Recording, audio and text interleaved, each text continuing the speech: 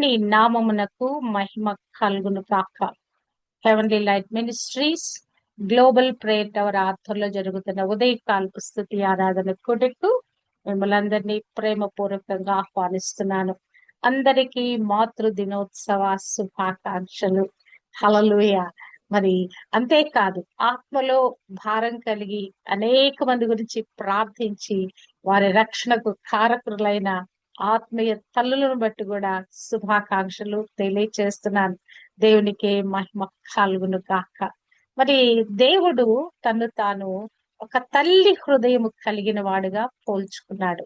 మరి యెషయా గ్రంథంలో రాయబడిన మాట, ఒకటి తల్లి వానిని ఆదరించినట్లుగా నేను ఆదరిస్తాను అని ప్రభు తన్ను తాను మరి ఎటువంటి ప్రేమ మానవాళి ఎడల ఎటువంటి ప్రేమ కలిగిన వాడో ఆయన తన్ను తాను అభివర్ణించుకున్నాడు. అంటే తల్లి అనేది ఈ భూమి మీద మరి ఒక బిడ్డకు తల్లిగా ఉన్న ఆమె హృదయము ఎలాగుంటదో అలాగున మరి దేవాది దేవుడు కూడా ఆ తల్లి హృదయము, ఆ టెండర్ హృదయము, ఆ కన్సర్న్ కలిగిన హృదయము, ఆ ప్రేమ గల హృదయము, ఆ జాలి కనికరం కలిగిన హృదయము కలవాడను నేను అని తన్ను తాను ఇక్కడ అభివర్ణించుకుంటున్నట్లుగా ఈ వాక్యం ద్వారా మనం గ్రహించవచ్చు. యెషయా 66:13 చూస్తే, ఒక్కని తల్లి వానిని ఆదరించినట్లు నేను మిమ్మును ఆదరించెదను, యెరూషలేములోనే మీరు ఆదరింపబడెదరు. అంటే నా సన్నిధిలో మీరు ఆదరింపబడెదరు.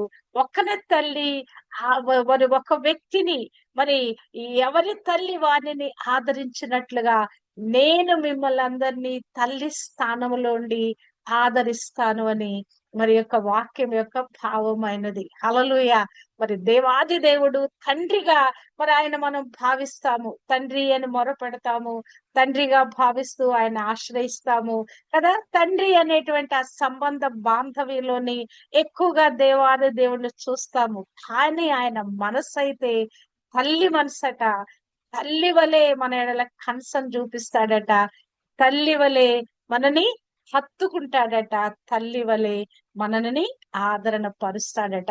మరి బైబిల్ గ్రంథంలో చూస్తే అనేక మంది శ్రేష్టమైన తల్లులు ఉన్నారండి. నిజంగానే మరి ఈ బైబిల్ స్త్రీకి ఇచ్చిన ప్రాముఖ్యత, ప్రాధాన్యత ఇంకా ఎక్కడా కూడా చూడము. అసలు ఏ మత గ్రంథాల్లో చూడము, లేకుంటే ఏ మరి ఆ యొక్క కుటుంబాలలో మనము చూడము, లేకుంటే మరి ఏ యొక్క మతానికి సంబంధించిన వ్యక్తుల యొక్క జీవితాలు మనం గమనించినా కూడా, ఏ మతంలో చూసినా కూడా స్త్రీని మరి గౌరవించినట్లుగా, లేకుంటే మరి ఒక తల్లి స్థానంలో ఉన్న వారిని గౌరవించినట్లుగా మనము చూడలేము. అంటే స్త్రీ అనే దానిని ఒక వస్తువుగా పరిగణించి మరి ఈ యొక్క లోకము స్త్రీని ఎంతో నీచంగా చూస్తది. కానీ దేవుడైతే స్త్రీ అనే ఒక వ్యక్తిని పురుషులతో పాటు సమానంగా ట్రీట్ చేసినట్లుగా మనం బైబిల్లో చూడగలము. అంటే ఇద్దరు ఒకే సమాన స్థాయిలో ఉన్నట్లుగా, అంటే బ్రెయిన్స్ ఇద్దరికి సమానంగా ఉన్నాయి కదా. రక్షణ యొక్క హృదయంలో రక్షణ పొందుకోవటానికి, ఆత్మలో నూతన పరచబడటానికి ఒకే రకమైన స్థాయి కలిగి ఉన్నది. అంతేకాదు దేవుని పరిచర్య చేయటానికి కూడా కృపావరాలు కూడా సమాన స్థాయిలో మరి అనుగ్రహించబడినట్లుగా చూడగలము. కాకపోతే పురుషులకు ఉన్నట్లుగా బయటికి వెళ్ళి మరి ప్రయాణాలు చేసి సువార్త ప్రకటించే అవకాశాలు తక్కువగా ఉన్నాయి. కానీ పురుషులతో స్త్రీలు దేనిలో కూడా తక్కువ లేరు అన్నదాన్ని బైబిలు మరి బోధిస్తున్నట్లుగా మనము చూడగలము. దేవునికి స్త్రీల ఎడల ఎంత ప్రేమ, ఎంత కన్సర్నో చూడండి. హవ్వ పాపము చేసింది, కానీ మరి ఆమెకు స్త్రీగా ఉండి పాపానికి చోటిచ్చింది, పాపానికి ప్రోత్సహించబడింది. అదే స్త్రీని తీసుకొని రక్షణ ప్రణాళికను రచించి స్త్రీ సంతానముగా మరి క్రీస్తు ప్రభు ఉదయించి ఒక స్త్రీకి తను తాను పునరుత్థాన ప్రత్యక్షత చూపించుకున్నాడు. అంతేకాదు మరి సంఘాన్ని, వధును కూడా స్త్రీతో పోల్చినట్లుగా మనము చూడగలము. అంటే ఆది కాండం మొదలుకొని ప్రకటన గ్రంథం వరకు కూడా స్త్రీ అనే ఒక ఆ యొక్క లింగాన్ని, స్త్రీ అనే ఒక వ్యక్తిని మరి ఎంతగానో ఘనపరుస్తూ బైబిల్ కొనియాడినట్లుగా చూడగలము.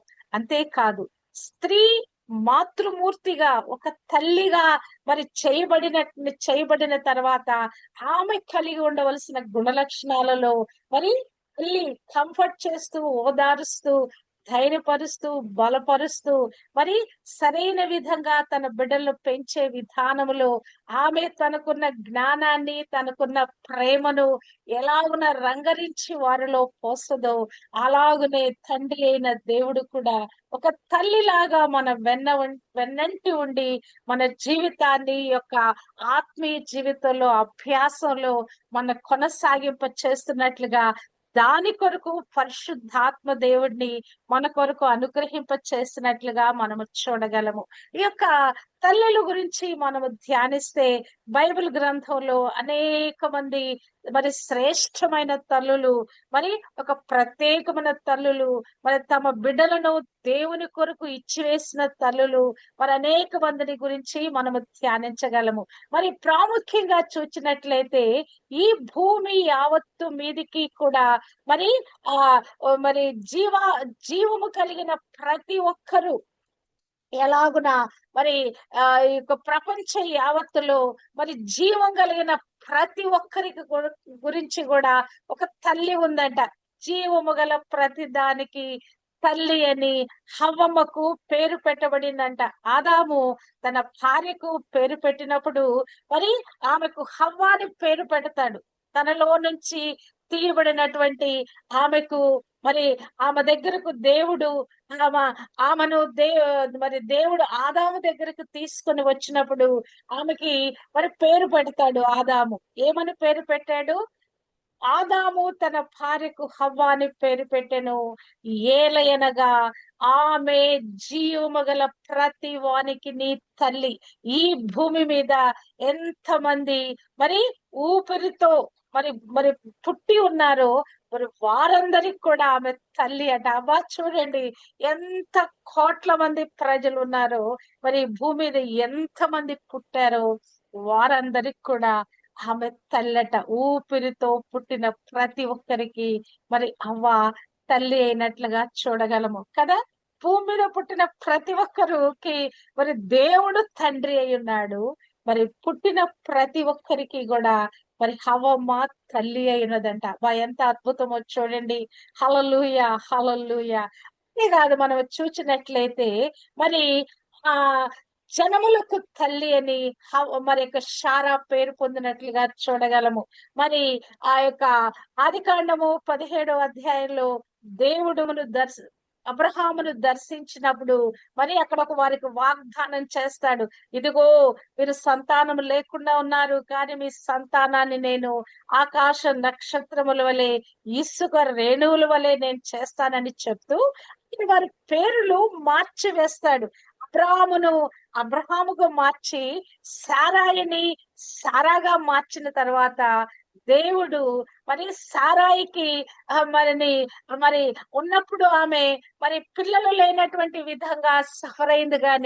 కానీ నేను ఆమెను మరి జనములకు తల్లిగా, ఎంతమందికి ఈ భూమి మీద విశ్వాసములకు రానయ్యున్నారు, మరి రాజులు మరి ఎంతమంది భూమి మీదకి రానయ్యున్నారో వారందరికి కూడా ఆమె తల్లి, ఒక శ్రేష్టమైన తల్లి అని అక్కడ మరి దేవుడు మరి అక్కడ అబ్రహాముతో మాట్లాడినట్లుగా చూడగలము. 17, 16 ఆది కాండంలో నేను ఆమెను ఆశీర్వదించి ఆమె వలన నీకు కుమారుని కలుగ చేసేదను, నేను ఆమెను ఆశీర్వదించేదను, ఆమె జనములకు తల్లి అయ్యుండును, జనముల రాజులు ఆమె వలన కలుగుదురని అబ్రహాముతో చెప్పెను. అంటే తల్లిగా మరి అనేక మంది రాజులకి ఒక తల్లిగా భూ మరి జనములలో ఎంతమంది విశ్వాసులుగా మరి దేవుని యొద్దకు వచ్చి ఉన్నారు, యేసు రక్తంలో కడగబడి విశ్వాసములో కొనసాగుతున్నారు. వారందరికీ కూడా అబ్రహాము తండ్రి అయినాడు, అబ్రహాము భార్య అయిన సారా తల్లి అయి ఉన్నట్లుగా మనము చూడగలము. హల్లెలూయా. మరి బైబిల్ గ్రంథం అంతటిలో కూడా అనేక మంది గొప్ప గొప్ప మరి తల్లులు ఉన్నారండి. వారిని జ్ఞాపకం చేసుకున్నట ఉదాహరణ అని నేను అనుకుంటున్నాను. ఎందుకంటే తల్లులుగా మనము మరి మన బిడ్డలను పెంచే విధానంలో మరి ఎవరినో ఒకరిని మనము ఆ మన ఏం చే వారిని ఆ మాదిరిగా పెట్టుకొని మన జీవితాన్ని మరి మరి శ్రేష్టంగా మన బిడ్డలను పెంచడానికి మనం ప్రయత్నిస్తాం. మనకి చాలా మంది మనం ఆదర్శంగా మనం పెట్టుకొని ఉండొచ్చు. నా మట్టికి నాకు ఈ బైబిల్ క్యారెక్టర్ లో చాలా మంది ఆదర్శంగా తోస్తారు నాకు. వారి జీవితాలని వారి బిడ్డలను పెంచే విధానంలో దేవుని కొరకు వారు ఎలా ఇచ్చి వేశారనే విషయం చూస్తే ఆశ్చర్యం అనిపిస్తుంది. అబ్బా, వీళ్ళు ఇంత త్యాగమూర్తుల దేవుని కొరకు వీళ్ళు మరి ఇంతగా మరి ఎదురు చూస్తారా, ఇంతగా దేవుని కొరకు తమ బిడ్డల్ని ఇచ్చి వేశారనే విషయం చూస్తే గనక ప్రాముఖ్యంగా నాకు యొక్కెబేదు చాలా ఒక గొప్ప హీరోయిన్ లాగా అనిపిస్తుంది. ఉన్నారు, అందరూ చాలా శ్రేష్టమైన తల్లులు ఉన్నారు. కానీ యొక్కెబేదు చేసిన త్యాగము, అసలు ఆమె చూపించిన జ్ఞానము, ఆమె చూపించిన నైపుణ్యత, అసలు ఆ బిడ్డను మోషేను మరి ఆ పిల్లవాడు బ్రతకటానికి, భూమి మీద బ్రతకటానికి ఆమె తీసుకున్న ఇనిషియేటివ్, అసలు ఆమె కలిగి ఉన్న ప్లాన్ మనము చూస్తే గనక ఎంతో అద్భుతంగా అనిపిస్తుంది. ఒక స్త్రీకి దేవుడు ఇంత జ్ఞానము అనుగ్రహింప చేశాడా? సాధారణంగా మరి కుటుంబాలలో స్త్రీలను ఏం చేస్తారంటే అసలు ఏ మాత్రం కూడా తెలివి లేనట్లుగా భర్తలు ట్రీట్ చేస్తారు. మరి నీకేం తెలియదు, నీకు అర్థం కాదులే, నీకు చెప్పినా నీకు అర్థం కాదని అట్టి విధంగా తీసి పక్కన పెట్టేస్తారు. పురుషులు అనే వాళ్ళు స్త్రీని దేనిలో కూడా మరి ముందుకు కొనసాగనీయకుండా అణిచి వేస్తా ఉంటారు. వాళ్ళకున్న ప్రతిభా పాఠవాలని వాళ్ళన్నీ కూడా అణిచి వేస్తా ఉంటారు. వాళ్ళు ఎదగనీయకుండా చేస్తా ఉంటారు. వాళ్ళు వికసించనీయకుండా చేస్తారు. వారు అసలు మరి ఆ తెర దాటి ముందుకు రాకుండా వారిని లోపలే బిగించి వేస్తారు. కానీ ఇక్కడ ఈ తల్లి కలిగి ఉన్నటువంటి ఈ యొక్క అసలు అద్భుతమైనటువంటి ఈ కృప నిజంగా అసలు ఆమె ఎలాగున మరి ఆ పిల్లలను కుమారుని బ్రతికింప చేయటానికి అసలు ఎంత టాటిక్స్ ఉపయోగించుంటది కదా. అసలు ఆ పిల్లవాడిని ఒక జమ్ము పెట్టెలో పెట్టాలి, దాన్ని కీలు పూస్తే నీళ్ళ మీద తేలియాడుద్ది. మరి ఆ పిల్లవాడిని అక్కడ దాంట్లో పెడితే మరి ఆ పిల్లవాడిని ఎవరన్నా చూచి జాలిపడి పెంచుకుంటారు, నా కుమారుడు బ్రతుకుతాడు అని అసలు ఎలా ఆమె చేయగలుగుంటది. అంతేకాదు 3 నెలలు పసి పిల్లలను ఏడుపు వినపడకుండా ఎవరైనా చేయగలరా? మానవుడు భూమి మీద పుట్టగానే ఏం చేస్తాడండి? కెవ్వున కేక వేస్తాడు. లోపల గర్భంలో ఉన్నప్పుడు ఉన్నటువంటి ఆ ప్రొటెక్షన్ అది దాటి ఈ యొక్క వాతావరణ పరిస్థితుల్లో మరి తేడా అయినప్పుడు అది తట్టుకోలేక కేకలు పెడతాడు పిల్లవాడు పుట్టినప్పుడు కదా. మరి అటువంటిది మగ పిల్లవాడిని చంపాలన్నది అప్పుడు ఆజ్ఞ, ఆ దినాలలో ఉన్న ఆజ్ఞ. మగ పిల్లలైతే అప్పుడప్పుడు ఆ కానుపు పీటల దగ్గరే చంపేయాలి, ఆడపిల్లలైతే బ్రతికివ్వమని రాజాజ్ఞను ధిక్కరించి అసలు ఆమె ఆ యొక్క మరి యొక్క డెలివరీ సమయంలో కూడా మంత్రసానుల సహాయం లేకుండానే ఆమె తన్ను తానుగా డెలివరీ చేసుకున్నది. అబ్బా, చూడండి ఎంత అద్భుతమైన జ్ఞానము, ఎంత అద్భుతమైనటువంటి ఒక పట్టుదల, తన ప్రజలను విమోచించటానికి ఒక కుమారుడిని మరి ఆమె మరి గర్భంలో ఉండగానే దేవుడు మాట్లాడాడేమో, ఆ దేవుడు ఆమెను దర్శించాడేమో, ఇదిగో నీ కడుపును పుట్టబోయేవాడు నాయకుడవుతాడు, ఇశ్రాయేలులను విమోచించటానికి ఒక నాయకుడుగా ఉంటాడని మరి ఆమెకు దేవుడు దర్శనమిచ్చాడేమో. అందుకే ఆమె ఆ కుమారుడిని పెంచటానికి సాహసించింది, తన ప్రాణాలన్నీ ఇచ్చివేయటానికి సాహసించింది. అంతే కదా, కుమారుడును బ్రతికించే ఆమె ఇట్టి విధంగా దాచిపెట్టిందంటే అది తెలిస్తే ఏమవుద్ది? ముందు ఆమె మెడ తెగిపోయేది. కానీ ఆ కుమారుడు పెంచటంలో తన ప్రాణాలను కూడా ఒడ్డినట్లుగా మనము చూడగలం. అంటే దేవుని కొరకు మన పిల్లలను పెంచే విధానములో నిజంగా ఈమె గొప్ప ఆదర్శంగా నిలబడినట్లుగా నాకు చాలా చాలా చాలా ఈమె క్యారెక్టర్ అద్భుతంగా అనిపిస్తుంది. ఒక్కళ్ళే ఇచ్చిందా, ముగ్గురిని దేవుని సేవ కొరకు ఇచ్చేసిందండి. తన కడుపును పుట్టిన ముగ్గురు పిల్లలను కూడా దేవుని సేవకు ప్రతిష్ఠించింది. దేవుని సేవకులుగా తర్బీదు చెందునట్లుగా వారిని ఆమె పెంచింది. లేకుంటే వాళ్ళు మరి దేవుడు పిలుపు ఇట్లా పిలవగానే వాళ్ళు వచ్చేసి సేవ చేసేలా, చిన్ననాటి అభ్యాసము, తల్లి చేసిన అభ్యాసాన్ని బట్టి మరి వారు దేవుని సేవలో ఘనమైన పాత్రలుగా వాడబడ్డారు. హల్లెలూయా, హల్లెలూయా. మిరియం తప్పిపోయిందంటే ఈమె తన వ్యక్తిత్వాన్ని ఆమె పాడు చేసుకుంది. అసూయ చేత తన్ను తాను పాడు చేసుకుంది. కానీ తల్లి పెంచిన విధానము, ఆ కుమార్తెను కూడా ఆ యొక్క 10-12 వయసులో కూడా ఆ కుమార్తె కూడా జ్ఞానయుక్తంగా ప్రవర్తించేటట్లుగా ఆ కుమార్తెను కూడా పెంచినట్లుగా మనము చూడగలము. ముగ్గురు శ్రేష్టమైన నాయకులను, నాయకురాండను ఇచ్చిన తల్లి యొక్కెబెదు. అబ్బా, ఎంత అద్భుతమైనటువంటి క్యారెక్టర్ చూడండి. ఆ కుమారుడిని మరి ఇశ్రాయేలులను ఆ యొక్క ఐగుప్తు బానిసత్వంలో నుంచి కనానుకు నడిపించటానికి మరి ఒక నాయకుడుగా, అంతేకాదు ఒక యాజకుడు, ఒక ప్రధాన యాజకుని కుటుంబంగా తన పెద్ద కుమారుడు ప్రతిష్ఠించబడటానికి, మరి యొక్క స్త్రీలను నడిపించటానికి ఒక నాయకురాలుగా మరి యొక్క మిరియామును సిద్ధపరచటానికి ఆ తల్లి యొక్క ప్రయాస, ఆ తల్లి యొక్క విశ్వాసము, ఆ తల్లి యొక్క ప్రార్థనలు, ఆ తల్లి యొక్క చేయుత, ఆమె మరణానికి సాహసించి కూడా తన బిడ్డల విషయంలో తను చేసిన త్యాగము, ఇదెంతో కొనియాడదగినది. మరి క్రైస్తవ స్త్రీలకు మాదిరికరమైనటువంటి ఒక స్త్రీగా, ఒక తల్లిగా ఆమె నిలబడుతున్నట్లుగా మనము చూడగలము. మన బిడ్డలను దేవుని కొరకు పెంచాలండి. దేవుని సేవ చేయటానికి వారిని పెంచాలి. చాలా సార్లు ఈ రోజుల్లో ఏమనుకుంటున్నారంటే, మా పిల్లల్ని బాగా చదివించాలి, మంచి ఉద్యోగాల్లో ఉండాలి, వాళ్ళు లక్షలు సంపాదించాలి అని అనుకుంటున్నారు. గాని వారి ఆత్మలు ఎక్కడికి వెళ్ళిపోతున్ననే సంగతి తల్లిదండ్రులు, క్రైస్తవ తల్లిదండ్రులు కూడా మర్చిపోయారు. లోకంలో ఉన్న తల్లిదండ్రులు అంటే సరే, వాళ్ళు మరి ఆ యొక్క పదవులు, లేకుంటే డబ్బు, లేకుంటే వాటి గురించే వెంపర్లాడతారు. కానీ క్రైస్తవులు కూడా ఈ దినాలలో ఇదే ధోరణిలో ఉన్నారు. బిడ్డలకు రక్షణ ఉందా లేదో చూడలేదు, వారి ఆత్మీయ స్థితి ఎలా ఉంటుందో చూడలేదు, తిరిగి వారు ఏమి కానై ఉన్నారో కూడా వారు పట్టించుకోవట్లేదు. వాడు గొప్పవాడైతే చాలు, ఈ లోకంలో వాడు డబ్బు సంపాదిస్తే చాలు, పై స్థాయిలో ఉంటే చాలని అనేక మంది ఈ దినాలలో తమ బిడ్డల గురించి ఆలోచిస్తున్నట్లుగా మనం చూడగలము. రెండవ క్యారెక్టర్ మనం చూసినట్లయితే, నాకు ఇష్టమైన మరొక క్యారెక్టరు సమూయేలు తల్లి హన్నా. పిల్లలు లేరని ఎంతగానో దేవుని యొక్క కన్నీరు గార్చింది, మొరపెట్టింది, ఆక్రందన చేసింది. తర్వాత మరి దేవునితో ఒక ఒప్పందం చేసుకుంది.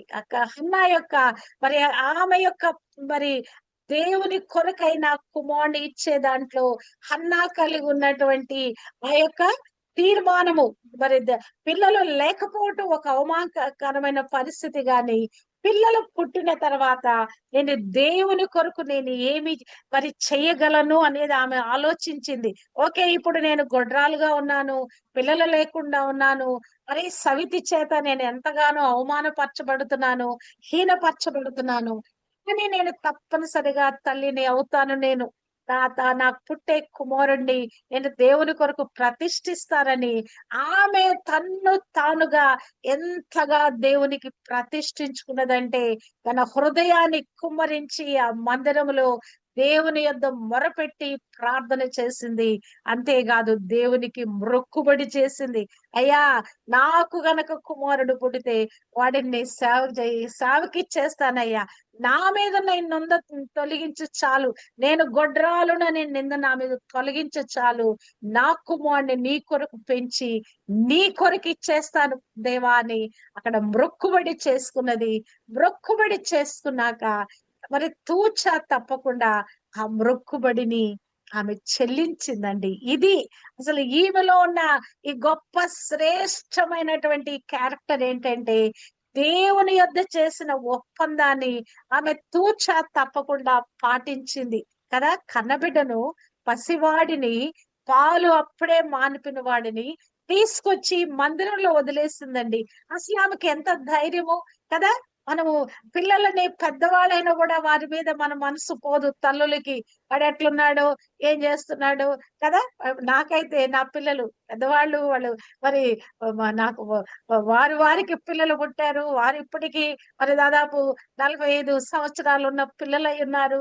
అయినా కూడా నాకు వారి మీద ఎప్పుడు మనసు పోతా ఉంటది. వీడెట్లున్నాడో, వాడెట్లున్నాడో కదా. వీళ్ళందరి గురించి మనం ఆలోచిస్తాము. ప్రతి తల్లి తన బిడ్డల గురించి ఆలోచిస్తూనే ఉంటది. కానీ ఈ తల్లి ఒక 5 సంవత్సరాలు అనుకోవచ్చు. ఒకవేళ అప్పుడు పాలు విడవటం అనేది మరి కొంచెం లేటుగా ఉండొచ్చు.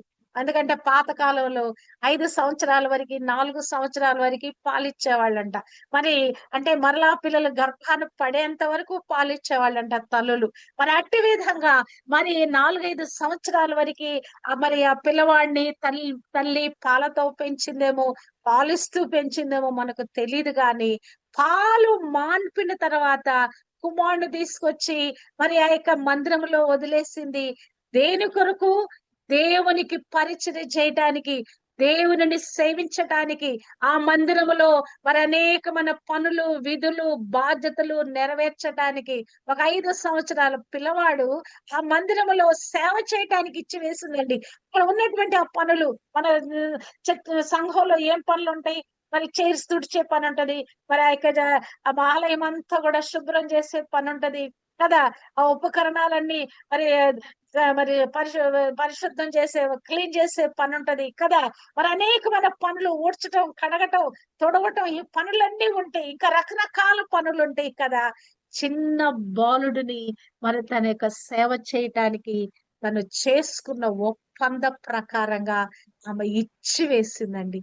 మన పిల్లలను అసలు ఎలా పెంచుతున్నాం? ఎంత భయభక్తులతో పెంచుతున్నాం? ఈ 5 సంవత్సరాలలో ఆ కుమారుని ఎంత ట్రైనప్ చేసిందంటే, అసలు అతను ఒక గొప్ప ప్రవక్తగా, గొప్ప నాయకుడుగా, ఇశ్రాయేలు రాజులను అభిషేకించేవాడిగా మరి ఆమె ట్రైనప్ చేసి ఆ కుమారుడిని ఆ యొక్క ఆలయంలో ప్రతిష్ఠించుకున్నదండి. హల్లెలూయా. నిజంగా ఎంత గొప్ప క్యారెక్టర్ చూడండి. నాకు వీళ్ళిద్దరు మాత్రం నాకు చాలా అద్భుతంగా అనిపిస్తారు. బైబిల్ గ్రంథం అంతటిలో కూడా. మరి నూతన నిబంధన గ్రంథంలో చూస్తే మరి లోయి, మరి తర్వాత యునీకే, వీరు కూడా తమ విశ్వాసములో మరి తమ యొక్క కుమారుడు, మనవణ్ణు పెంచారు. మరి ఆ యొక్క తిమోతి విశ్వాసంలోకి రావటానికి కారణము ఎవరు అని చూస్తే గనక మరి కేవలము అమ్మ, అమ్మమ్మ అన్నట్లుగా మనము చూడగలము. నిజంగా అసలు ఆ బిడ్డను పెంచినప్పుడు ఆ యొక్క పౌలు మరి మాట్లాడుతూ ఏమంటున్నాడు? నీ ఓ తిమోతి, నీలో ఉన్న విశ్వాసానికి కారణం ఏంటంటే గనక నీ అమ్మ, నీ అమ్మమ్మ అని మాట్లాడుతా ఉన్నాడు. మనం చూసినట్లయితే 2 తిమోతి 1:5లో ఆ విశ్వాసము మొదట నీ అవ్వయైన లోయలోను, నీ తల్లి అయిన యూనీకేలోను వసించెను. అది నీ యందు సహా వసించుచున్నదని నేను రూఢిగా నమ్ముచున్నాను. బిడ్డలను పెంచే ఈ ప్రక్రియలో ఒక్క తల్లిదే బాధ్యత లేదండి. అమ్మమ్మది, నానమ్మది కూడా బాధ్యత ఉంది. బిడ్డలు పెంచే విధానంలో వారి దేవునిలో ఎదగటానికి అమ్మమ్మ, నానమ్మలు కూడా వారి విశ్వాసాన్ని బిడ్డలలో రంగరించి పోయాలి కదా. ఎక్కువగా అమ్మమ్మల దగ్గర పెరుగుతారు పిల్లలు. మరి నానమ్మ దగ్గర కంటే కూడా. ఎందుకు? మరి ఆ యొక్క ప్రసవ డెలివరీ టైంలో మన పిల్లల్ని మరి పుట్టింటికి వస్తారు గనక మరి వారితో అనుబంధం ఎక్కువగా ఉంటది కదా. మరి వారిని మరి దాదాపుగా పిల్లలకి హాలిడేస్ వచ్చినప్పుడు అమ్మమ్మ ఇంటికి ఎక్కువ వెళ్తాం. పాత కాలంలో, ఇప్పుడు ఎలా ఉందో తెలియదు గాని పాత కాలంలో మరి పిల్లలు అమ్మమ్మ ఇంటికి మరి మేము వెళ్ళేవాళ్ళం. తర్వాత మా పిల్లలు కూడా మరి వాళ్ళని పంపించాను నేను. కనుక అట్టి విధంగా మా అమ్మతో బిడ్డలకి చాలా అనుబంధం ఉందండి. నాయనమ్మతో ఉండే అనుబంధం వేరు, అమ్మమ్మతో ఉండే అనుబంధం. కానీ నేను నా జనరేషన్కి వచ్చేటప్పటికి నా మనవ సంతానాన్ని నేను కేర్ తీసుకున్నాను. నేను నానమ్మనైనా కూడా ఒక అమ్మమ్మ స్థానంలో ఉండి బిడ్డలను చూసుకోవటానికి దేవుడు నాకు కృప దయచేశాడు. వారి బాల్యమంతటలో నేను వారితో ఉండి వారిని పెంచడానికి, వారిలో విశ్వాస బీజాలు విత్తటానికి దేవుడు నాకు కృప దయచేశాడు. వారి ఆత్మీయ జీవిత అభివృద్ధిలో నా పాత్ర ఉందని నేను ఎంతైనా కూడా నేను గర్వంగా నేను చెప్పుకోగలను. హల్లెలూయా. మరి బిడ్డలందరూ కూడా యవనస్తులైన బిడ్డలయ్యారు, మనవ సంతానము. మరి వారు దేవుని రక్షణలోకి వచ్చారు, బాప్తీస్ అనుభవంలోకి వచ్చారు. దేవుని సేవా పరిచర్యలో వారు కూడా మరి వాడబడుతున్నారు. హల్లెలూయా. దేవునికే మహిమ కలుగును గాక. అంటే మన యొక్క విశ్వాసం యొక్క మరి ఆ యొక్క యాత్రలో మన బిడ్డలను పెంచే విధానములో వారిని కూడా చక్కగా దేవుని కొరకు పెంచబద్దులమైన మరొక నాయకురాలు గురించి ఉదయకాలము తల్లి స్థానంలో ఉన్న ఒక నాయకురాలు గురించి మనం మాట్లాడొచ్చు. ఎందుకంటే గనక మరి ఆ యొక్క ఇశ్రాయేలీయులు చెదిరిపోయిన స్థితిలో ఉన్నప్పుడు వారందరినీ కూడా ఏక తాటిగా ఆమె ఒక తల్లిగా ఉండి నడిపించింది. మరి దెబోరా కదా, ఆమె ఒక స్త్రీ గాని న్యాయాధిపతినిగా ఉన్నది. ఇశ్రాయేలీయులు మరి డస్లిపోయి చెదిరిపోయి ఇక శ్రమలలో చిక్కుకుపోయి శత్రు బాధలందరి చేత మరి ఆమె వారందరూ కూడా మరి సఫర్ అవుతున్న పరిస్థితుల్లో ఆమె ఒక తల్లి స్థానములో లేచిందండి. న్యాయాధిపతులు 5వ అధ్యాయము 7వ వచనంలో ఆమె ఆ విజయ గీతికలో ఈ మాట మాట్లాడుతుంది, ఈ పాట పాడుతుంది. ఆ యొక్క మరి సీసెరా మరి చనిపోయాడు. మరి ఆ 10,000 మంది సైన్యముతో వచ్చిన, ఇనపరాధాలతో వచ్చిన, లేకుంటే మరి అంతకాలము ఇశ్రాయేలును అణిచివేసినటువంటి ఆ వ్యక్తి మరి లయమైపోయిన తర్వాత మరి ఆ యొక్క మరి పాట మరి ఎత్తి పాట పాడుతా ఉన్నది. ఆ పాటలో ఆమె ఏం చెప్తుందంటే, ఇశ్రాయేలీయుల అధిపతులు లేకపోయిరి, దెబోరాను నేను రాకమునుపు, ఇశ్రాయేలీలో నేను తల్లిగా ఉండకమునుపు వారు లేకపోయిరి. అంటే ఒక తల్లి యొక్క మరి ధైర్యాన్ని వారిలో నూరిపోసింది. ఆ పోరాట పటిమ కొరకు ఆమె ముందు నాయకురాలుగా ఆమె నిలబడింది. వారిలో పోగొట్టుకున్న మరి ఆ యొక్క విశ్వాసము, పోరాట పటిమ కదా, వారంతా కూడా చెదిరిపోయినట్లుగా ఇక మేము యుద్ధము చేయలేము, గెలవలేమని దసిలిపోయిన స్థితిలో ఆమె ఒక నాయకురాలి స్థానంలో ఉండి, ఒక తల్లి స్థానములో ఉండి వారందరినీ కూడా ప్రోత్సహించినట్లుగా మనము చూడగలము. అంటే నాయకుల యొక్క బాధ్యత, ఆత్మీయ నాయకుల యొక్క బాధ్యత ఆమె రుజువు చేసినట్లుగా చూడగలము. మనము కూడా మరి యొక్క నాయకురాండ్ర స్థానములో సేవా పరిచయలో ఉన్నవారు అనేక మందిని మనం ఆదరించాలండి, వారిని ఓదార్చాలి, వారి కన్నీరు తుడవాలి, వారి కొరకు ప్రార్థన చేయాలి, వారిని బలపరచాలి, వారిని ధైర్యంతో నింపాలి. మన రీచ్ లో ఎవరు వచ్చినా కూడా వారి నిమిత్తంగా వారిని తిరిగి దేవుని ట్రాక్ లోకి వచ్చి వారికై వారే దేవునిలో నడవటానికి మనము వారిని స్థిరపరిచి నిలబెట్టగలగాలి. నిలబెట్టినప్పుడు వారు తమ జీవితాన్ని వారికై వారే ముందుకు నడిపించుకోవటానికి దేవుడు కృప దయచేస్తాడు. మన యొక్క గ్రూప్ లో దివ్య అనే ఒక అమ్మాయి ఉంది కదా, మనందరికీ తెలుసు. నాకు పరిచయం అయిన తర్వాత, పరిచయం అయినప్పుడు ఆమె పరిస్థితి ఏంటంటే 30 సంవత్సరాల నుంచి దయ్యపు శక్తుల చేత బాధపడుతూ, చేతబడి శక్తుల చేత బాధపడుతూ మరి అసలు స్పృహ లేని విధంలో నెలలో కనీసం ఒక 10 రోజులు మగతగా పడి ఉండే వ్యక్తి, తృణీకరించబడిన వ్యక్తి. మరి నాకు పరిచయమైన తర్వాత ఆ దయ్యపు శక్తులన్నీ ఆమెను విడిచిపెట్టిన తర్వాత మరి ఆ బిడ్డను నేను ఎంతగానో చక్కగా ట్రైన్ అప్ చేశాను. చక్కగా వాక్యం చదవటం, ప్రార్థన చేయటం, విశ్వాసంలో బలపరచబడటం కదా, ఆఖరికి వాక్యాన్ని చెప్పటానికి కూడా ప్రోత్సహించబడి ఆ బిడ్డ తన జీవితాన్ని మలుచుకున్నది. హల్లెలూయా. అట్టి విధంగా కుమార్తెను ట్రైన్ అప్ చేయటానికి ఈ దినము తనకై తనే దేవునిలో మరి తన జీవిత యాత్ర, విశ్వాస యాత్ర, ఆ కుటుంబాన్ని కట్టుకుంటూ ముందుకు కొనసాగటానికి ఆ కుమార్తెకి దేవుడు కృపదయ చేశాడు. మనం చేయవలసిన పని ఆదరించాలి, కన్నీరు తుడవాలి, ధైర్యంతో నింపాలి. విశ్వాస యాత్రలో సరైన అడుగులు వేయటానికి మనము మార్గ నిర్దేశకత్వం చేయాలి. మరి వారు తమ జీవితాలను వారికై వారే బలోపేతం చేసుకుంటూ ముందుకు వెళతారు. మధ్య మధ్యలో వారాలు ఎప్పుడైనా ఒకసారి మళ్ళా కాల్ చేస్తుంది. అంటే ఈ పరిస్థితులు ఇలా ఉన్నాయి, అలా ఉన్నాయి, ఇలా ఉన్నాయి అంటే అని మరలా ప్రేర్ చేయించుకుంటా ఉంటది. విషయాలన్నీ చెప్తా ఉంటది. మరి ఎవరెవరి గురించో మా ఫలానా వాళ్ళకి బాగలేదంటే ప్రార్థన చేయండి అని. మరి ఇక తన యొక్క సేవా పరిచర్ని విస్తృతపరుచుకుంటా ఉన్నది. మరి అనేకమైన చోట్లకు వెళ్ళి సాక్ష్యం ఇస్తా ఉన్నది. దేవుని గురించి పరిచయం చేస్తా ఉన్నది. అంటే మన పని ఏంటి? ఎదుటి వారిని ప్రోత్సాహపరచటం, వారికి ఆత్మీయ తల్లులుగా ఉండి మరి ఆత్మీయ జీవితంలో ముందుకు కొనసాగింప చేయటం అనేది మనం చేయగలగాలి. ఆఖరిగా ప్రాముఖ్యమైన ఒక వ్యక్తి ఎవరండి? తల్లి అయిన మరియా కదా. 14-15 సంవత్సరాలలో మరి ప్రభువుకి తల్లిగా, పరిశుద్ధమైన కన్యగా, తల్లిగా చేయబడింది. అసలు ఆమెలో ఎన్ని అద్భుత లక్షణాలు ఉన్నాయంటే ఆ యొక్క ధర్మశాస్త్ర గ్రంథాన్ని అవపోసన పట్టిందంట కదా. ఆమె ఆ అసలు ఆమె గురించి చెప్పాలంటే అసలు మనము ఏ విధంగా ఆమె గురించి మాట్లాడినా సరిపోదు కదా. నీ హృదయంలోనికి ఒక ఖడ్గము దూసుకుపోద్దంటే కూడా అసలు ఆమె అంత చిన్న వయసులో అంత నిబ్బరమైన హృదయము ఎలా వస్తుందండి? పిల్లలకి మనం ఏదైనా గట్టిగా చెప్పామనుకో కళ్ళమ్మట నీళ్లు జలజలాలు రాలిపోతాయి కదా. అసలు ఆ బిడ్డను మోసినప్పుడు పడిన అవమానాలు, ఆ బిడ్డను కనటానికి మరి అంత దూర ప్రయాణాలు కదా.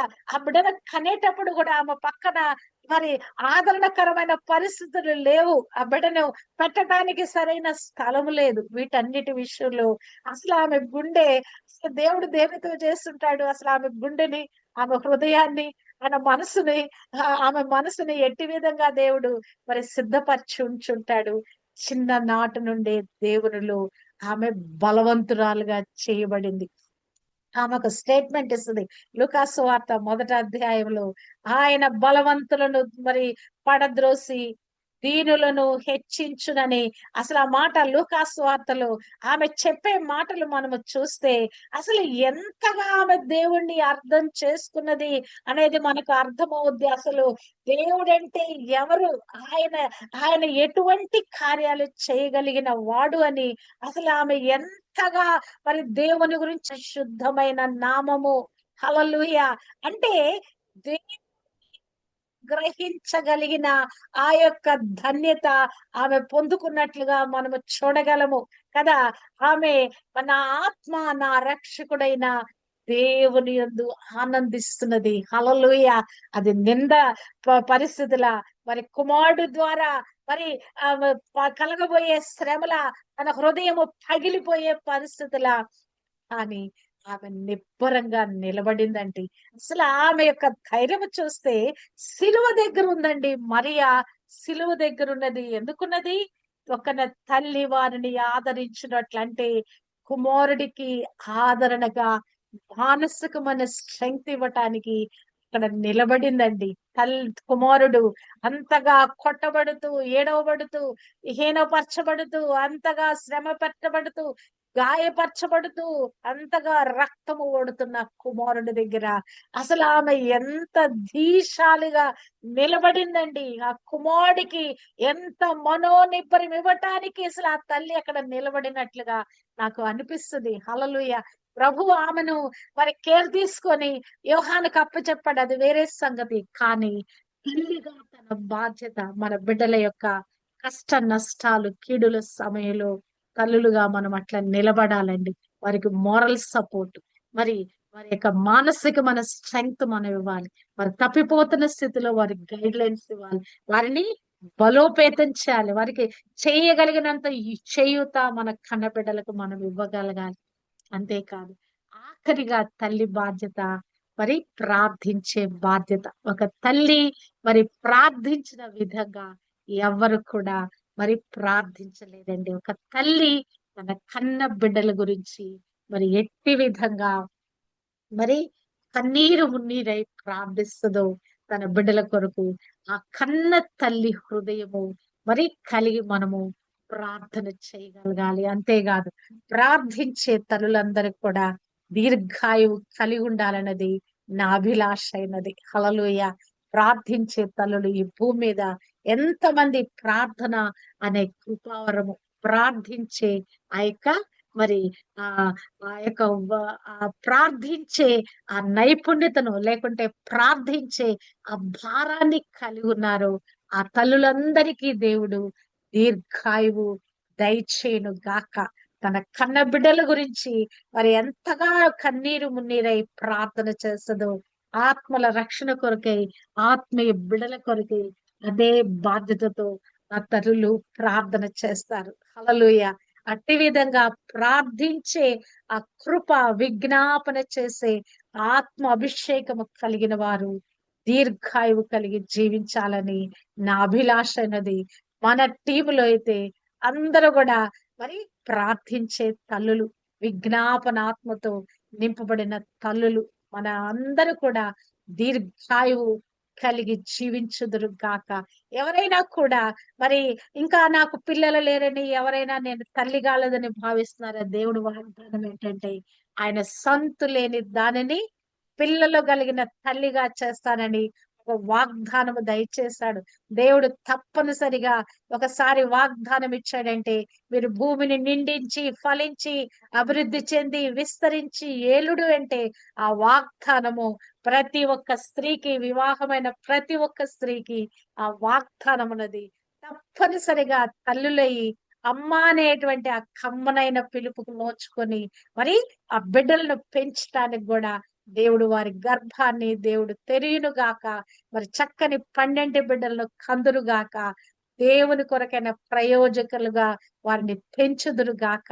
అంతేకాదు నిత్య రాజ్యములో వారితో పాటు తమ బిడ్డలు కూడా ఉండునట్లుగా వారి రక్షణ విషయంలో, ఆత్మీయ అభివృద్ధిలో తల్లులు మరి ఆ యొక్క ప్రోద్బలము చేయుదురు గాక. క్రైస్తవ స్త్రీలందరికీ, మా తల్లులైన వారందరికీ, బిడ్డలను ఆత్మలో మరి కన్నవారందరికి కూడా మరొకసారి మాతృ దినోత్సవ శుభాకాంక్షలు తెలియచేస్తున్నాను. దేవుడు మన్ని మరొక సంవత్సరము ఈ విధంగా ఈ యొక్క మదర్స్ డే సెలబ్రేట్ చేసుకోవటానికి ప్రార్థించే తల్లందరికీ మరి దీర్ఘాయువిచ్చి సజీవులుగా ఉంచిన కృప కొరకై దేవాది దేవునికి లెక్కింపలేని కృతజ్ఞతాస్తుతులు, మహిమ ఆరోపిస్తున్నాను. దేవునికి మహిమ కలుగును గాక. ఆమేన్.